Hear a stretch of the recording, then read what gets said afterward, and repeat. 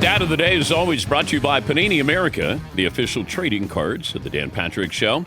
Chris Fowler, he'll be on the call. It's the Cotton Bowl coming up tonight, Texas, Ohio State. Herbie will be there, Holly Rowe, Laura Rutledge. Festivities on the mothership starting at 7:30 Eastern. He'll also be on the call for the national title game. Here's your question, Chris. Oh, by the way, it's a good thing they're not playing the game outdoors. How's it look outside there in Dallas? Wintry. We had like a nice wintry mix. It was snow, then it became hail, sleet, rain yesterday. It's wild. I mean, yeah, it's frigid. Also, like very cold and windy. The AT&T is right behind me here, out that window. It's hard to see, but it's got snow on the top of it, and it's nice and warm even in cold weather. Some stadiums are cold when it's cold outside because they don't have heat in them, and this one is nice and toasty. So. Good setting. All right, here's the question I'll start the conversation with. Would you rather be James Franklin this morning or Brian Kelly?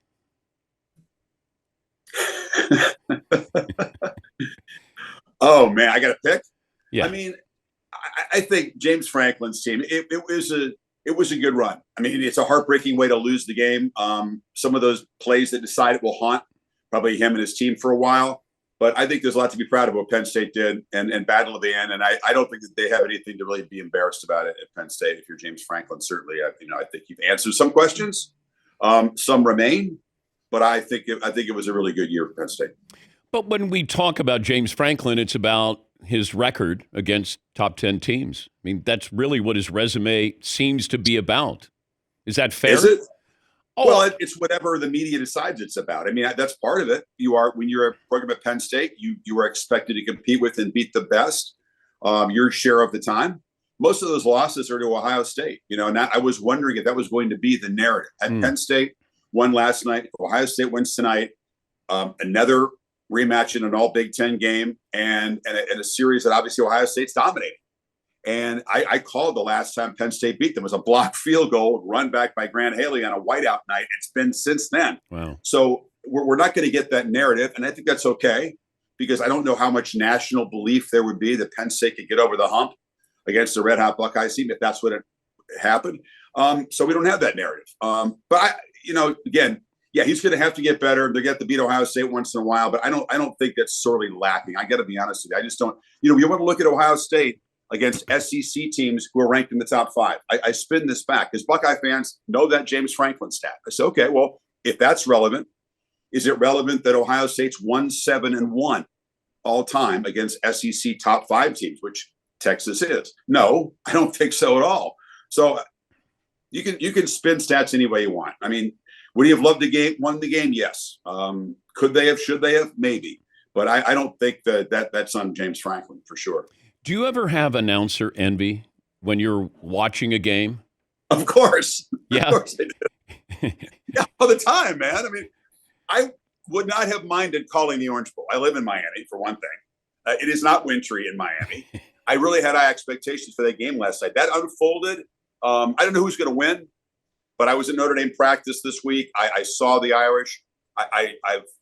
I forecast the kind of game we got. It was going to be 3 points either way. It was going to come down to the last possession. I don't mind calling games to come down to the last possession. I would love for this game tonight not to be a first-round knockout. But listen, Dan, I mean, like, who am I to whine about anything? This is our 23rd playoff game that Kirk and I have had the privilege to call tonight. That's a big number going back to the first one in 2014. So I don't let my envy get in the way of having a good time calling whatever I'm calling. But yeah, that's a hell of a game to call last night. But when you're calling a game like this, I know they're supposed to be like it's just another game, but it's not just another game. But then you have to stay in your comfort zone. Do you ever have that kind of conflicting? Am I adding too much or not enough? Am I excited? Am I favoring somebody or not realizing it? Like, do you process any of that while you're getting ready or while you're doing it? Yeah, you do. I don't think I have to worry about favoring somebody because if you honestly don't care about the outcome and separate yourself from that, then you don't have to worry about it. It's all in the ear of the beholder anyway. The fans listening are going to think, oh, he loves the other team. It's obvious. Let's listen to the call. And the other side says the same thing. I mean, you get excited when good things happen on the field. I don't even think about who's in the uniform that's doing it. I think that you do a lot of these games. You want to strike a balance between certainly not being jaded because you've done a lot of big games, and I don't think we ever come across as being jaded or, hey, been there, done that. It's going to take a lot to impress us. But you also don't want to come out of your shoes in the first quarter. You have to save something for the finish because you can't start the game out at 11 and then there's nowhere to go. So I think you learn over time that a measured approach is good. But when Ohio State scored touchdowns in the first 2 plays of the game, and Jeremiah Smith is doing something special, okay, you're going to get really excited about that, and you're going to get excited when the other team starts to come back and make it a game. We want close games. I have the same agenda. Who do you like? I like a close game. I like a competitive game that viewers like. The people who are not just hardcore fans of the winning team enjoy, because Ohio State fans enjoyed the hell out of those first 2 playoff games that we did. If you want a competitive game like last night, not so much. So I want this to be a battle worthy of the occasion, which last night's semifinal was. Chris Fowler will be on the call with Herbie tonight, the Goodyear Cotton Bowl. That'll be on ESPN. They start at 7:30 Eastern. Feels like we're underestimating Texas a little bit.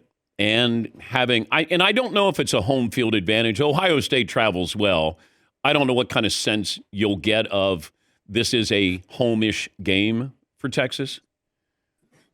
Ryan Day's always really concerned about the crowd. We were obviously at Tennessee came in and brought a lot of fans to Ohio Stadium. That fired up the Buckeyes.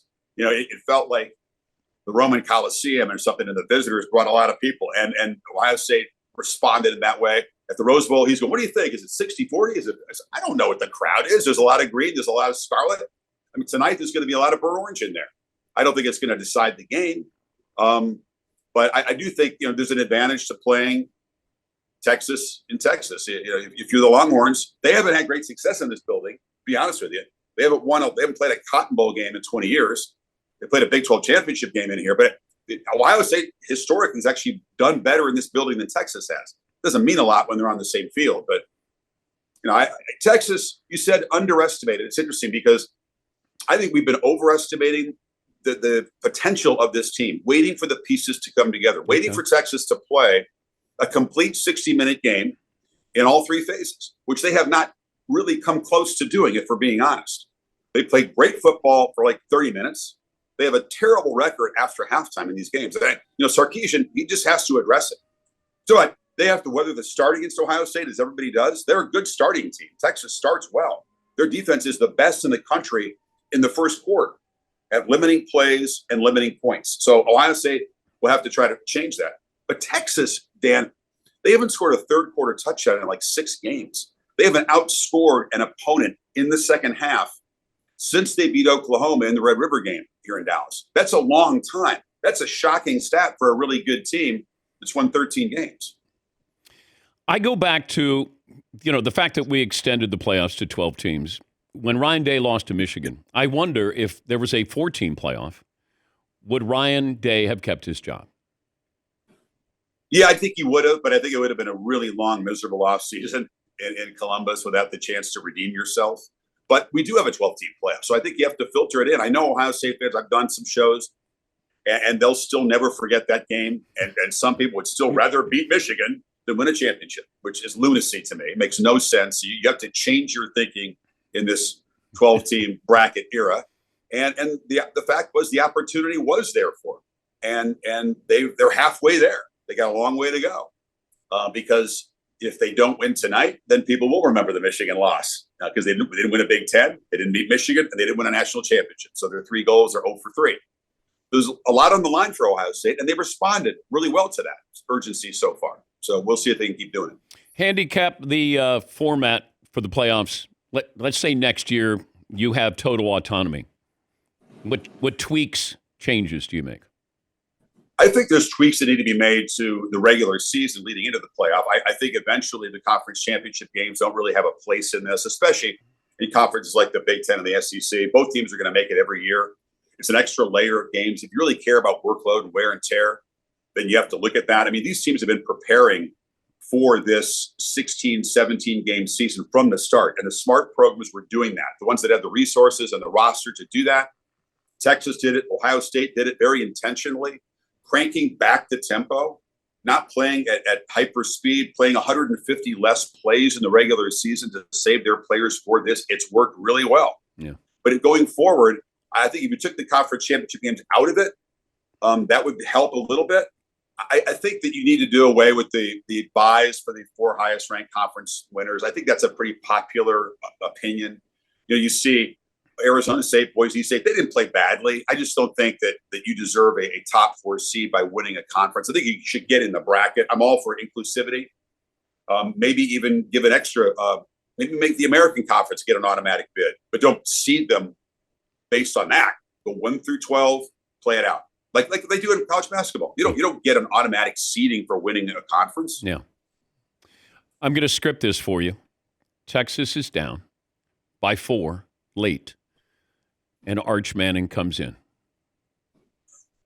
Comes off the bench. Okay. You cut away to the Manning family.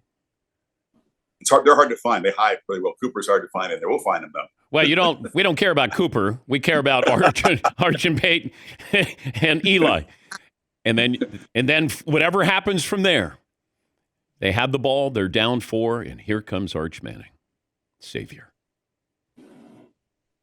Yeah, you have one of those stories that you write a movie. That sounds like a movie script, what you just laid out, right?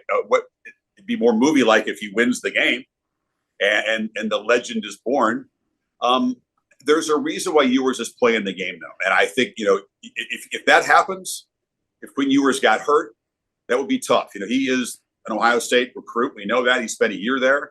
He's the original NIL quarterback in the court. He really is. He was like the Kurt Flood, of free agency, right? In college football. Yeah. That's an old reference. Wow. Not many people get that reference. But he ushered in the NIL era and cashed in really well at 2 places. Good for him. Yeah. So obviously facing his former school, and that's a big plot line coming in. If he gets knocked out of the game and Arch has to go in there, I don't like to see players fail. It's tough to watch interceptions decide games like it did last night for Drewell. That's tough. It'll haunt him. I don't like to see kickers choke. I don't like to see quarterbacks make mistakes that decide games. So in your storybook script, Manning goes down and Texas wins the game. Yeah. Now you take it from there, okay? Well, great to hear from you. What would you hear from me? No, I said great to hear from you. Okay. Yeah, I figured that, you're busy. You probably got to work out today. Herbie going to spot you on the bench? He doesn't get in the gym much, but I don't lift so much I need a spotter. I'll be all right. Tebow's around to spot me, dude. Tebow's working out in the gym like 4 times a day. I see him. Really? He's a hell of a spotter. Yeah. Oh, yeah. Yeah. You're not putting up the same weight. No, we are not in the same weight class. Speaking of busy, you either love Christmas, you're really busy, or you're just too lazy to take the tree down. I know. How long is a tree going to stay there? All of the above, by the way. That I love Christmas. I don't. The guy who takes down the tree, his girlfriend just had a baby, so that he normally takes down the tree. So I'm going to blame it on him. The staff. Yeah, a good excuse. Yeah. All else fails, I blame it on my staff. Have fun tonight. Thanks for joining us as always, Chris. We'll do that. Appreciate it. All right, and that's Chris Fowler. He'll be with Herbie tonight, 7:30 in the Cotton Bowl. Holly Rowe and Laurel Rutledge will be there. Chris will also be on the call for the national title game. Let me see. Let me look at some numbers here for the Cotton Bowl. Let's see. Over under. I'll bet a lot of people took the under on Notre Dame last night in Penn State because it looked like, it's going to be a slugfest. This is going to be an ugly game. It's going to be decided in the trenches. And then all of a sudden, hey, they're scoring points.